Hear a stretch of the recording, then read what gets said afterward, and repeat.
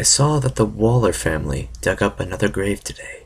Yet again, they've sunk thousands of dollars into the hope that they'll find their son, Alex. Hope has proven to be a costly endeavor for them. As I've been told, they've spent well over $100,000 on digging services alone. The story is nothing new. It keeps repeating itself like a broken record. It's such an odd sight, to say the least. Every once in a blue moon, Nicholas and Judy Waller return to our town with a team of highly paid professionals. A backhoe is unloaded from the back of a truck. It creeps across the hollow ground to the area where a concrete statue of St. Lawrence stands before its 36 graves like a lonely sentinel. Through the wind and rain, his facial expressions never changes, with a crucifix in the crook of one arm and the other raised to the heavens. He stares solemnly upwards as if to offer the souls below him to the Lord. St. Lawrence shouldn't be there. Those 36 graves shouldn't be there. That theater fire should have never happened. The beastly machine revs up its motor and fills the air with a cloud of diesel exhaust that's as dark as coal.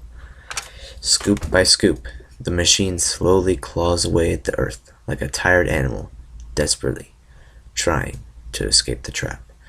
First the sod ripped from the ground and tossed to the side.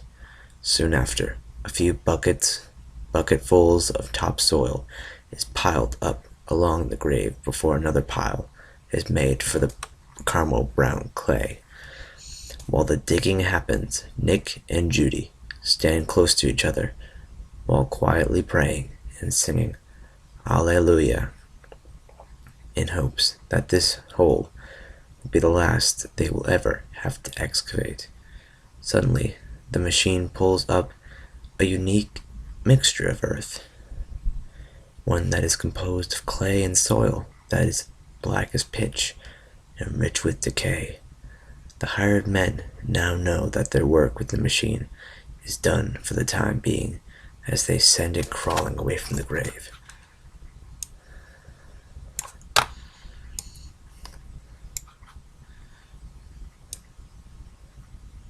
From there, the men put on pairs of rubber overalls and gloves and respirators on their faces. They then descend into the hole with their shovels. Like a volcanic eruption, scoops of soil spew from the hole until the dull, yet loud sound of metal striking wood is heard. At a slower pace, dirt continues to fling from the open grave. In time, one of the men climbs out of the hole and retrieves a bundle of rope from the truck. He tosses the rope down, and within minutes, the backhoe roars back to life. The rope is then attached to the machine's arm. With the utmost care and skill by the operator, the old rotting casket is hoisted out of the ground. The old wooden box is placed off to the side of the hole and is quickly covered by a sheet of tarpaulin to conceal it from curious eyes. Once more, the men descend back down into the hole and continue to carefully dig for several hours. Just like all the other times, the men run out of black soil and find only clay the deeper they go, indicating that what they are looking for isn't there. Judy, in a desperate plea, yells at them, "Please, keep digging. I know my baby is in there. You just have to go a little deeper." Just to satisfy her, the men keep on with their work until the sun begins to descend. But as the sun fades away, so too does the spark of hope in both Judy and Nicholas. When the hole has been dug far below a reasonable depth, it is deemed as a failed venture. The men climb out of the grave and replace the casket and soil in the same order they removed it. The backhoe is loaded onto the truck. The men hand the Wallers a business card, say their condolences, and then drive away. Yet Nicholas and Judy remain at the graveyard until it is too dark for comfort. They do not gaze upon the grave they have dug that day. Rather, they stare with a strange mixture of sorrow and hope at the grave that lies next to it, just waiting to be exhumed. They walk away from the matter for now, while St.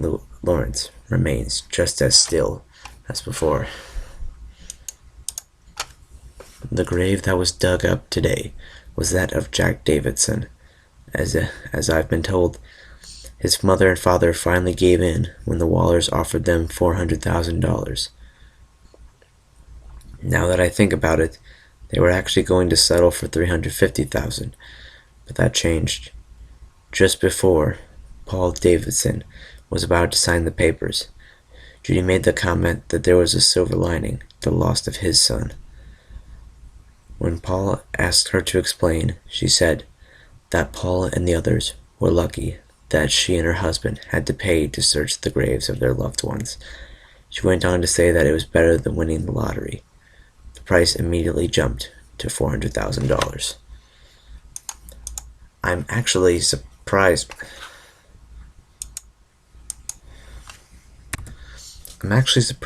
that the Davidsons gave in. They always said that they weren't going to play the Wallers' little game. They said that the way the Wallers had set it up was so callous and disgraceful that it bordered on insults. You see, the Davidsons may have been offered $400,000, but that doesn't mean they would actually receive $400,000. The Wallers have their contract set up in a way where they would only have to pay if their son is found in the questioned grave. Now that I think about it, Judy's comparison to a lottery is actually quite fitting. The only gambit that the unwilling players had to wager was a son, brother, father, mother, or daughter.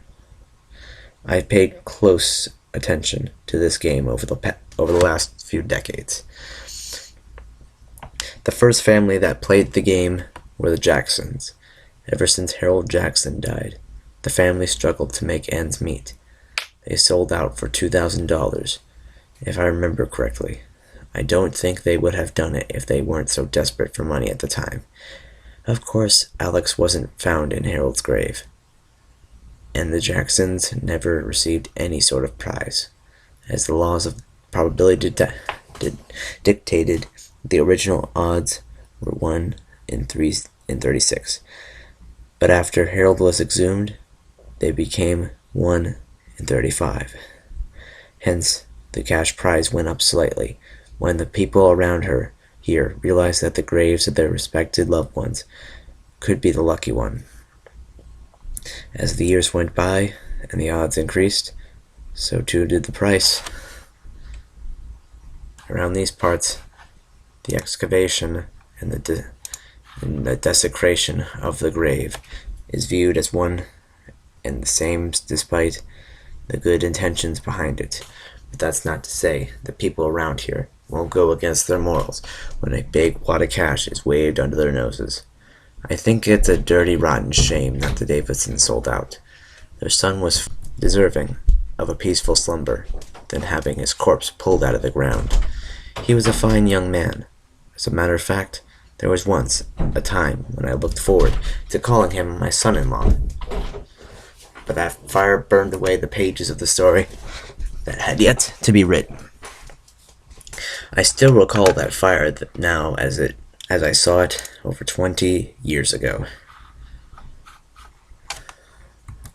It was an average night, and I was just about to fall asleep when I heard the sirens wailing past my house.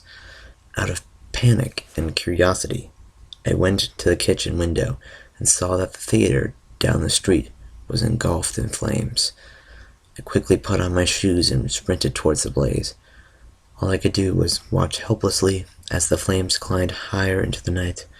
The firemen wasted no time in connecting their hoses to the hydrants. Despite their loud shouts, I could hear the sound of screaming coming from inside of the theater.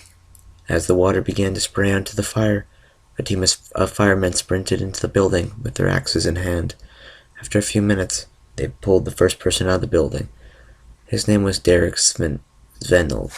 He was caked in soot, and burns covered a large portion of his body. He looked lifeless as they laid him on the grass across the street. All I could do was wait in shock. Till then, I'd never seen a dead body. But the horror of it all only became worse as the firemen laid more people next to him.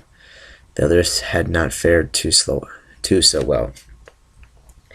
Unlike Derek, their bodies were charred black and were unidentifiable in the darkness. The smell was the worst. Never before had I smelled burned flesh. The smell in and of itself wasn't what bothered me. It was the idea that my nose was inhaling the essence of a dead body. I held my nightshirt over my nose to block it while the people around me fled away from the scene, feeling too sick to take more. Before the ambulance arrived, they had 25 bodies laid out on the grass. It was then I saw something that I could only describe as a miracle. Derek, the man that I assumed was dead, suddenly sat up in a fit of violent coughing. His eyes first locked onto the fire across the street. I saw the way they became wider and wider as the reflection of the flames glinted off of them. He put his hands on his face, then his chest, and finally his legs.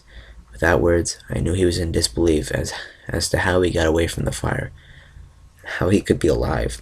He then turned his head and looked down at one of the charred corpses beside him, or next to him. He touched the flaky skin, pressed his fingers into it, and said, "Hey, you all right?" When his question went unanswered, he began to gently shake the body. "Hey, wake up," he said. I could see the realization starting to sink in just as the ambulance arrived. The paramedics quickly noticed him and helped him to his feet. Derek fought against them. He screamed while pointing his finger at the corpses. "What about them? What about my friends? What about my sister?" As they put Derek in the back of the vehicle, the firemen carried even more bodies out, all 36 of them. The sights and sounds of that night severely damaged Derek. Not only were parts of his skin disfigured, so too was his soul. He was prescribed painkillers for his recovery, and quickly became addicted to them.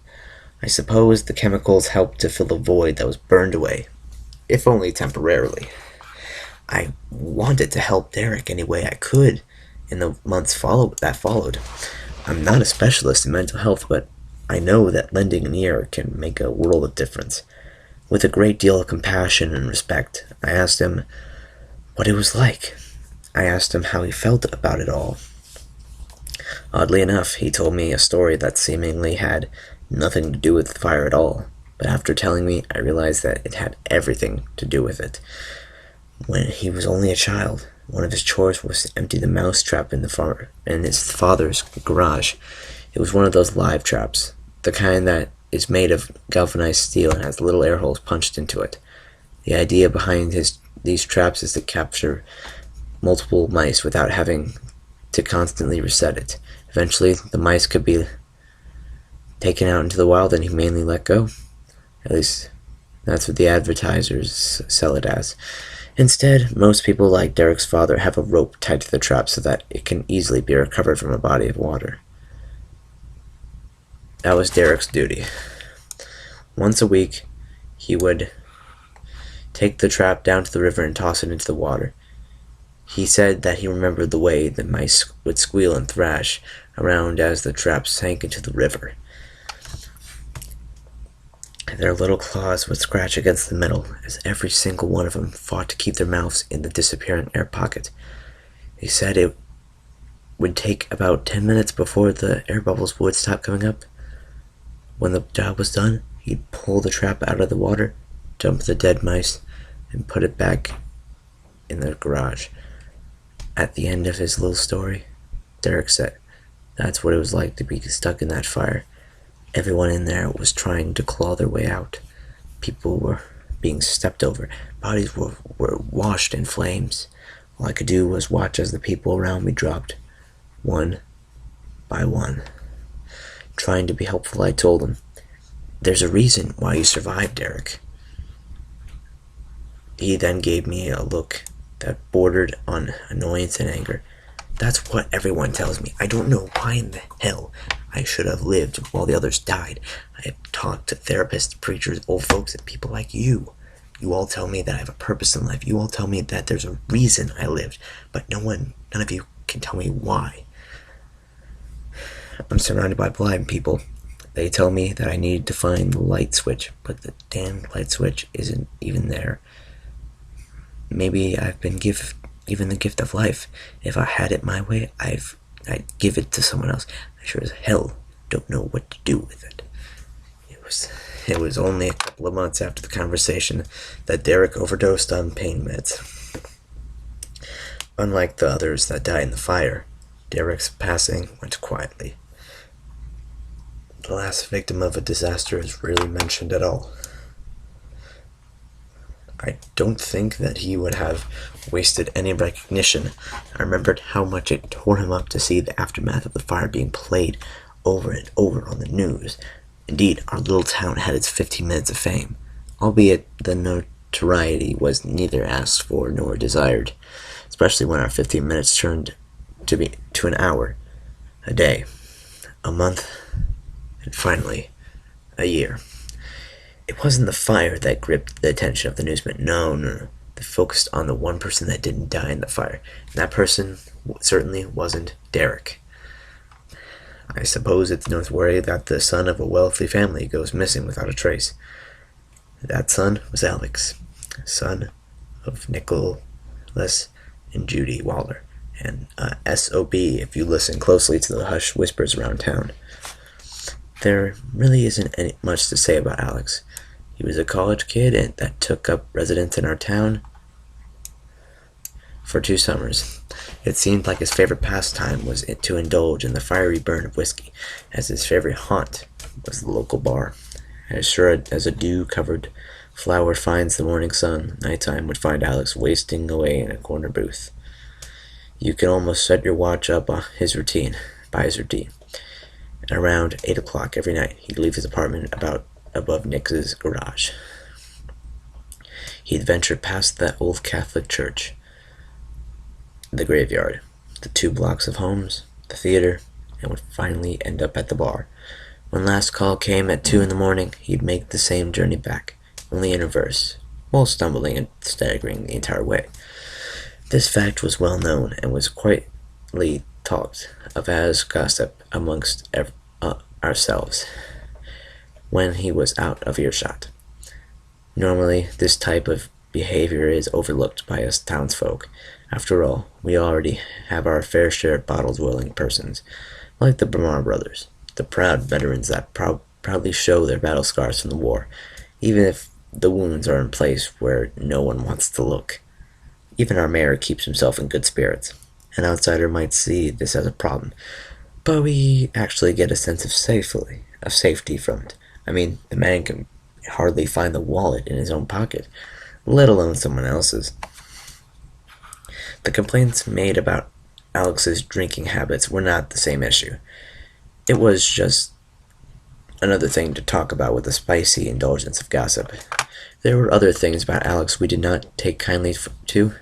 For the sake of politeness, I will not say where Alex hailed from, but I will say that his upbringing did not correlate with our own. As I remember Alex, all I can recall is a snide young man that refused to adapt to the long-standing traditions of our little social order. These arbitrary local social laws have never been formally written, bear no legal stand, but are heavily instilled by the wrath of a father's belt. I'm led to believe that the Wallers' idea of normalcy finds ours backwards and barbaric. These are the 3 basic rules of our little culture. Neither touch another man's money, neither touch another man's tools, and never touch another man's woman, whether it be his wife or his daughter. Alex was the worst offender of the 3rd. As the way it is seen around here, the best way to deal with a feral dog like Alex is to drag it into the back hill and thrash around it until it scurries away with its tail between its legs. The method behind the madness usually works. I say usually because it certainly had no effect on Alex. As I recall, there was more than a few times that Alex made a lewd pass towards one of the local girls, only to have it met with the fury of the lady's brother, father, or the like. For the 2 summers he was with us, the behavior did not change, but it went away immediately after he vanished without a trace. I don't think the general public really noticed his absence at all. At first, that theater fire clouded every mind like a morning mist looming over the harbor before the storm. I don't think anyone can be blamed for not noticing.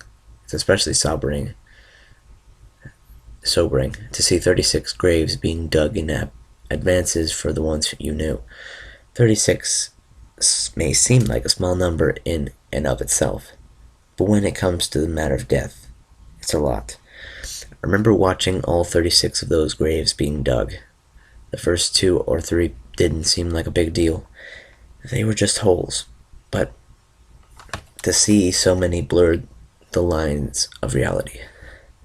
There was so much dirt scattered around each individual hole seemed to blend in with the other. In a way, it reminded me of a mass grave that was dug in the heat of war. The only things missing were the multitude of tangled, bloated corpses and a dusting fly. Through all the blinding chaos the fire brought, there were still 2 people that noticed Alex's disappearance, even though they were a long plane ride away. Those people were his parents, Nicholas and Judy. As mothers and fathers usually do, they called and sent Alex letters on a weekly basis. When Alex failed to return either of these things for 2 weeks, they became suspicious. Then after a month, they dreaded the reasons why. The Wallers sent our sheriff to check on Alex at his apartment. After several knocks at the door at several different times during the day without a reply, the sheriff had the landlord open the door. What they found, of course, was nothing out of the ordinary.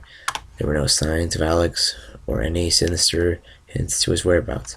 It simply looked like Alex stepped away from his house for a while and could return at any time. But he never came back. Of course, this was all newsworthy material, and it didn't take long for a flood of volunteers to come search for him. For weeks, they walked in a line through the fields and woods with no results. These searches soon stopped when Jeanette Thomas revealed that she allegedly saw one night. What Jeanette had to say about the matter completely trumped all the theories to Alex's whereabouts. The story itself is shaky at best, but it's the one that the Wallers believe beyond a shadow of a doubt to be true. She supposedly saw Alex being murdered with her own eyes.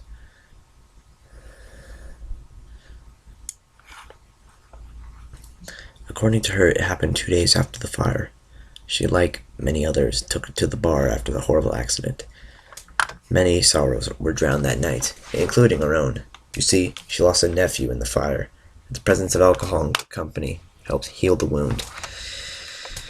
She remembered going outside to have a cigarette when she saw Alex strolling along on the sidewalk.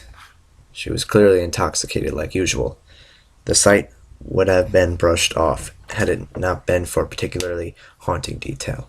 She saw a figure walking behind Alex as he walked. Alex was completely unaware of it too. While Alex sang a happy song off-key, the person skulked ever so carefully behind him, occasionally ducking into alleyways when the opportunity presented itself. The person followed Alex for several minutes until they passed by the graveyard.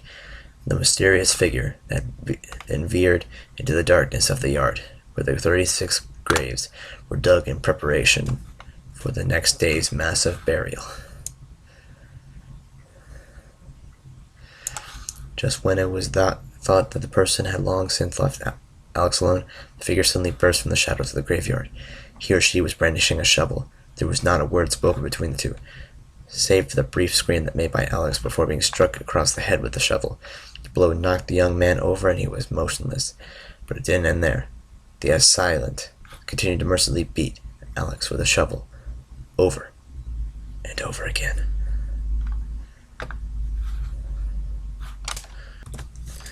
When at last the killer seemed exhausted, Jeanette quite clearly saw Alex being drug into the darkness of the graveyard. But beyond that, no one is sure what happened. This has all led to a very thrilling theory made by Jeanette. She assumed that Alex was buried in one of the already open graves. It made perfect sense. All the killer would have to do was dig one of the holes a little deeper, throw the hole in and cover it up with just a little bit of dirt. When the next day, a casket would have been laid over the body, buried, and no one would ever be the wiser. It was a good theory. It was a perfect theory. Unfortunately, Jeanette's credibility was quickly called to question. You see, Jeanette is one of our more colorful residents. The poor woman just hasn't been the same ever since her husband got hit by that train back in '73. Ever since then, she's been spinning these wild yarns about the most ridiculous things. She's gone on record that she's been abducted and probed by aliens. She claims to have a time machine in her basement, refuses to show anyone because she's afraid the MIC of the AEC will have her eliminated. And to top it all off, she didn't bother to tell anyone about what she saw that night until 3 months after it happened. The lawmen may not have given her the account much credence, but the Wallers did. They believed every word Jeanette told them, even if the story varied slightly with every retelling. Henceforth, the Wallers became absolutely convinced that their son was buried underneath one of the caskets, where St. Lawrence stands guard. It did make perfect sense after all. There was just one problem. Neither the Wallers nor Jeanette knew which grave it was. Thus, as things go, the graveyard lottery was born. The Jackson family was the first to give it in at $2,000. The casket was dug up and nothing was found. Then they moved on to the plot of Jeff Thompson, and his surviving family didn't budge until they were offered $30,000. The price just kept going up from there on out. I would have never imagined that the Wallers would have ever offered a family like the Davidsons $400,000. There's been whispers going around town as to how much the Wallers will offer to dig up that one last grave, the one that has been left untouched for the past 20 years. Some say they will offer $1 million before a deal is made. Others argue that they will never make an offer, considering that their finances have since gone to hell. But that's been said before, and it's been proven to be false. I think it's just so strange how people are willing to donate so freely to such silly causes. Then again, Nicholas Waller is a salesman by trade. Selling such a thing just comes natural. I remember when he was interviewed on the news, he talked about how his son made the dean's list for 3 straight years. They showed a lot of pictures of Alex when he was just a little boy, still wet behind the ears, and going in diapers. You know, the usual stuff. It makes me wonder if the Wallers would have stopped looking for their son if they knew that John Leroy knows. I'll go out on a limb to say that they'd be ashamed of Alex if they knew his dirty little secret. John has only told this little tidbit of information to a select few people, and when I say a select few, I mean a very select few. As far as I know, maybe 4 people know about this, myself included. On the night the theater burned down, John came home from work at 9 like he usually does, and like usual, he gave himself a quick shower and went to bed. Sometime during the night, he got out of bed to use the toilet. As he walked past his kitchen window, he saw Alex strolling along with a cigarette in his mouth and a drunken sway in his step. When Alex passed by the theater, he tossed the cigarette butt into the dumpster next to him. John didn't think much of it at that point in time. When he finished relieving himself, he walked back to the kitchen to get a glass of water. When he looked out of the window, he saw that not only was the dumpster on fire, but so too was the theater. Yes, Alex Waller was responsible for the death of 36 people. The little would have gotten away with it too, but luckily someone had the good sense to smack the little across the head with a shovel. If you ask me, justice was served. Yes, Alex Waller. Come to think of it, I probably said a little too much. You can blame it all on the booze. I've been soaking in it ever since the fire. I tell you what, you don't think until you've inhaled the charred flesh of one of the ones you loved. You don't know how those screams still ring in my ears. You don't know a dang thing. Am I a little bit upset? No, I'm absolutely furious. Alex knew what he did. I could see it on his face. I could see it in his eyes. He looked like a pathetic little child fearing the belt. I know what that look is. I've seen it in my own child's face, for God's sake. I saw it on her beautiful face. I saw it in her beautiful blue eyes. Also, those damned Walders have the nerve to tell us that there was a silver lining to our loss. They told us that we were lucky. We were lucky that they paid to dig up our own. They told us that it was better than winning the lottery. I don't care how much money they offer. I'm not going to play the little game. To hell with those degenerates that sold the caskets of their family. Is there no decency left in the world? I've seen the way the town is looking at me. Every eye is looking at me. They whisper to themselves. They want to know what the final jackpot will be. The filthy rats, those filthy traitors. I'll show them all. I'll show them like I showed Alex. I'll show them that what it's like to have something forever taken from them. Oh God, it'll be so satisfying to see a look on their faces when I turn them down. Why should their child have gotten to live when my own died? Maybe then they'll know what it's like to be living in this nightmare. Maybe then they'll know what it's like to have a granite slab in a story that was never written. It doesn't matter. If they have all the money in the world, I will never let them disturb my daughter's grave. The winner already lost it all. Credit given to G. Preeb for writing this amazing story. This is a pretty good written story. Had good setup, honestly. Granted, there were some spelling errors. I don't honestly care. If it's a good story, it's a good story. So, thank you all so much for watching. This will be a new thing that I'll do. Every so often, maybe once a week, I'll do a creepypasta reading. Comment below if you guys enjoy it. And as always, thank you so much for watching. Remember to stay creepy, to stay fruity. Strawberry King.